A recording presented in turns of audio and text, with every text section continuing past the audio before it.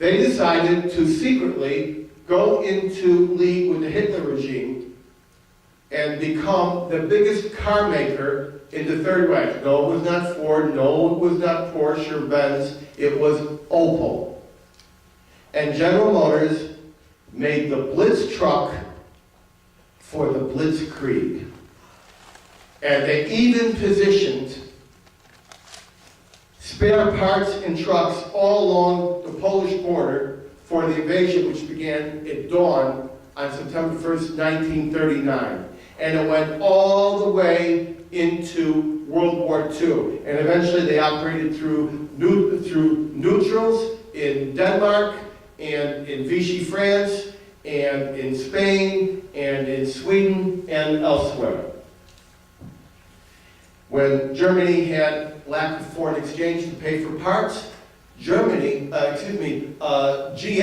Alfred Sloan, this was all controlled by Alfred Sloan personally, actually bought German Christmas tree decorations and pencils and sold them abroad in a transfer to get those foreign funds in exchange for automobile parts. And of course, when Sloan told Hitler, not only are we going to get you off the horse and into automobiles, because we know you are brilliant automotive engineers, but you only make them one at a time in your private garages. We're talking about mass production. We're going to give you employment, which you need, and once we're done with that, you're going to have to build something called the Autobahn. And once you do that, you're going to have to need oil. So you're going to have to invade lands that have oil, because there ain't no oil in Germany.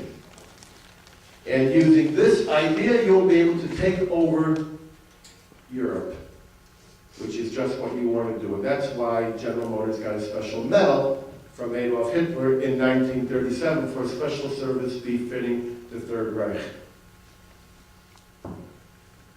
Eventually, a lot of this was discovered and put out by the Congress in a special report called the Snow Report. And GM was so big and so powerful, having been the engine of American victory as well as Nazi conquest, that GM stopped the Congress from distributing its own report. And I remember shortly thereafter when Charlie Wilson, a different Charlie Wilson, the president of GM, was asked if there was a conflict of interest with him becoming Secretary of Defense. He said, I always thought what was good for America was good for GM, and what was good for GM was good for America. And the rest, I guess, is history. Now we're stuck in a situation in which 98% of all transportation in the United States is dependent upon petroleum. We use 20 million barrels a day in this country, and about 70% of it is imported. We don't need to reinvent the wheel. We need to unbury it and excavate it from where it was put asunder over a century ago. None of this technology is new. CNG cars, they are here today. There are 8 million in the world.